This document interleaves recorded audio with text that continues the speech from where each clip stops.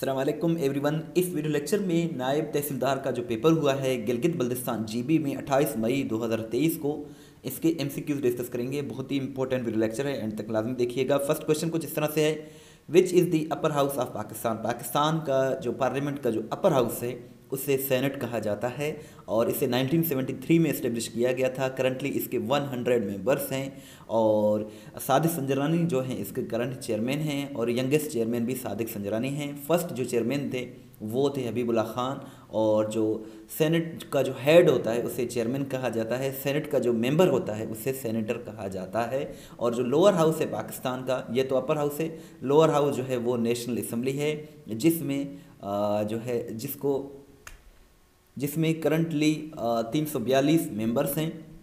Next अगर हम बात करें तो वो पूछा गया था winner of FIFA world cup 2022। So FIFA world cup 2022 जो कि कतर में हुआ था, कतर ने इसको होस्ट किया था। इसका जो विनर है वो अर्जेंटीना है और इसमें जो रनर अप रहा है, रनर अप उसे कहते हैं जो आखिर में आकर हार जाए, वो फ्रांस था। और इसकी सिक्योरिटी और इसके बाल्स ये दोनों पाकिस्तान ने प्रोवाइड किए थे। और जो कतर है वो तीसरा साउथ एशिया जो पूरे एशिया का कंट्री है, तीसरा सिटी कंट्री है जिसने फीफा वर्ल्ड कप को होस्ट किया है 2022 में। फीफा वर्ल्ड कप की अगर हम बात करें तो ये 4 साल में एक मरतबा खेला जाता है। वर्ल्ड का पहला फीफा वर्ल्ड कप 1930 में उरुग्वे में हुआ था। जो नेक्स्ट फीफा वर्ल्ड कप होगा वो 2026 में कनाडा, मेक्सिको और यूएसए में इसको होस्ट किया जाएगा। छोटी सी रिक्वेस्ट है कि चैनल को ज़रूर सब्सक्राइब करें, वीडियो को लाइक करें, शेयर करें। इस तरह की वीडियोस हम डेली बेसिस पर बनाते रहते हैं, इसमें आप ही का फ़ायदा है। नेक्स्ट की अगर हम बात करें तो नेक्स्ट क्वेश्चन कुछ इस तरह से है, द होली प्रॉफिट परफॉर्म्ड हज इन विच हिजरी। सो हज की अगर हम बात करें 9 हिजरी को फ़र्ज हुआ था और नबी करीम सल्लल्लाहु अलैहि वसल्लम ने 10 हिजरी को पहला और आखिरी हज अदा किया था। सो 10th हिजरी इसका करेक्ट आंसर है। और हज जो है ये 9 हिजरी को फ़र्ज हुआ था। मीसा के Medina was signed between Muslims and Jews यहूदियों और मुसलमानों के दरमियान मीसा के मदीना हुआ था। सो ज्यूज़ इसका करेक्ट आंसर है। नेक्स्ट है फ्रेंच रेवोल्यूशन के बारे में पूछा गया था सवाल। सो ये 1789 में स्टार्ट हुआ था, 1799 में ये ख़त्म हुआ था और ये 10 सालों के लिए चला था। सो यही इसका करेक्ट आंसर है। सो नेक्स्ट जो क्वेश्चन है हमारा वो है, Adolf Hitler was born in which country. So Adolf Hitler जो था ये ऑस्ट्रिया में पैदा हुआ था। ऑस्ट्रेलिया एक अलग कंट्री है, ऑस्ट्रिया अलग है। और एडोल्फ हिटलर वही शख्स है जिसकी वजह से सेकेंड वर्ल्ड वार हुआ था, 1939 में स्टार्ट हुआ था। सो ये जो है ऑस्ट्रिया में पैदा हुआ था। उम्मुल किताब किसको कहा जाता है, या फिर उम्मुल किताब किसे कहा जाता है। सो ये जो है सूरह फातिहा को कहा जाता है उम्मुल किताब। सो यही इसका करेक्ट आंसर है, सूरह फातिहा। Nelson Mandela was the president of which country. So ये फर्स्ट ब्लैक प्रेसिडेंट था साउथ अफ्रीका का। 5 दिसंबर 2013 को नेल्सन मंडेला का इंतकाल हुआ। इसे नोबेल प्राइज़ भी मिला था 1993 में और 27 साल इसने जेल काटी थी नेल्सन मंडेला ने। और a long walk to freedom बहुत ही मशहूर किताब है जो कि नेल्सन मंडेला ने लिखी है। ये क्वेश्चन आपके लिए है, इसका आंसर ज़रूर दीजिएगा। How many members are there in SAARC. SAARC में कितने मेंबर्स हैं जी आप कमेंट सेक्शन में बताइएगा। सार्क का फुल फॉर्म है South Asian Association for Regional Cooperation. Pakistan भी इसका मेंबर है। National anthem of Pakistan was written by Hafeez Jalandhari. Hafeez Jalandhari ने नेशनल एंथम ऑफ पाकिस्तान लिखा था, कौमी तराना। Which is the capital of Finland. Finland का जो कैपिटल है वो हेलेंस्की है। फिनलैंड की जो करेंसी है वो यूरो है। फिनलैंड 31वां मेंबर नेटो का बना है, नॉर्थ अटलांटिक ट्रीटी ऑर्गेनाइजेशन का। कब बना है ये? 4 अप्रैल 2023 को 31वां नेटो का फिनलैंड मेंबर बना है। नेक्स्ट अगर हम बात करें तो नेक्स्ट जो क्वेश्चन है वो है, विच is the largest bird. Largest जो बर्ड है वो ऑस्ट्रिच है। ऑस्ट्रिच इसका करेक्ट आंसर है।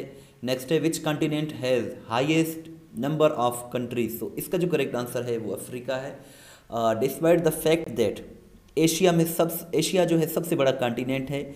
एशिया में पॉपुलेशन भी सबसे ज़्यादा है और यहाँ जो एरिया है सबसे ज़्यादा है। एरिया भी पॉपुलेशन दोनों हवालों से एशिया सबसे बड़ा है।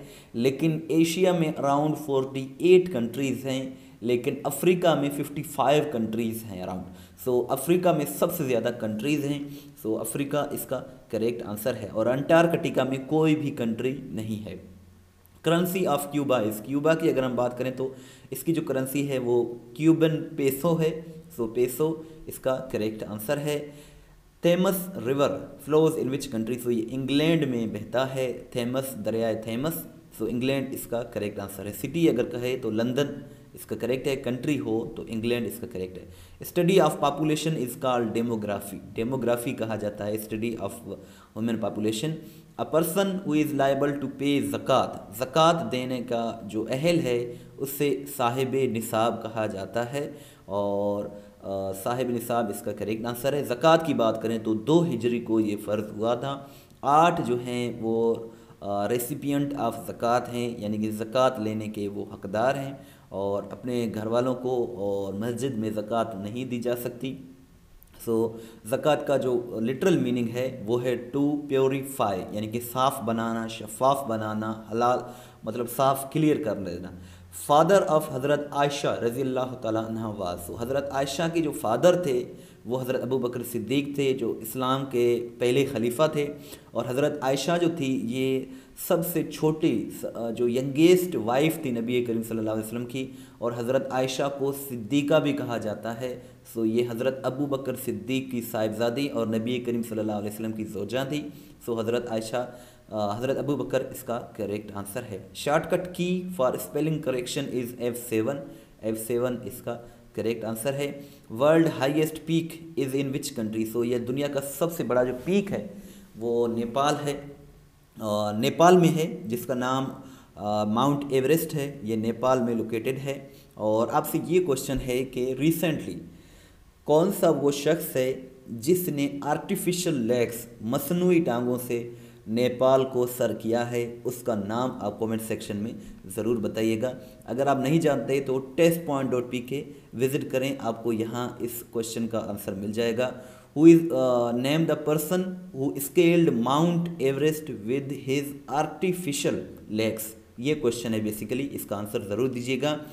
Who became king after the death of queen Elizabeth the second, queen Elizabeth the second ये 8 सितंबर 2022 को 96 बरस की एज में ओल्ड एज की वजह से स्कॉटलैंड में इंतकाल कर गई।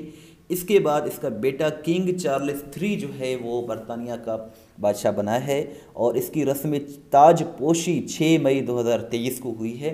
सो ये किंग चार्ल्स 3 जो हैं अब इसके बरतानिया के बादशाह बने हैं क्वीन एलिजाबेथ द सेकेंड के बाद। Which former COS chief of army staff was sentence to death by Peshawar high court, से इसका करेक्ट आंसर परवेज़ मुशर्रफ है। परवेज़ मुशर्रफ को पेशावर हाई कोर्ट ने 2019 में डेथ सेंटेंस सज़ाए मौत की सज़ा सुनाई थी। सो परवेज़ मुशर्रफ इसका करेक्ट आंसर है। और इन पर ये इल्ज़ाम था कि इन्होंने आइन तोड़ा है। विच पास कनेक्ट्स चित्राल विद गिलगित, चित्राल को गिलगित से कौन सा पास कनेक्ट करता है? सो इसका करेक्ट आंसर शंदूर पास है। Shandur pass is the correct answer है। सो डियर व्यूवर्स, हमें यही चंद क्वेश्चंस मिले हैं नेट से। अगर ये पेपर आपने दिया है, अगर आपको क्वेश्चंस याद हैं तो हमारे साथ ज़रूर शेयर कीजिएगा। testpoint.pk बहुत ही अच्छी वेबसाइट है, मोस्टली क्वेश्चंस इसी वेबसाइट से आते रहते हैं। ये वो वेबसाइट है जहां आप अपना टेस्ट भी ले सकते हैं, इसका लिंक डिस्क्रिप्शन में मौजूद है। अगर आप हमें व्हाट्सअप के स्टेटस में फॉलो करना चाहते हैं तो ये हमारा व्हाट्सअप नंबर है। इस वीडियो को लाइक करें, शेयर करें। Thanks for watching till and, दुआ में याद रखें। अल्लाह हाफ़िज़।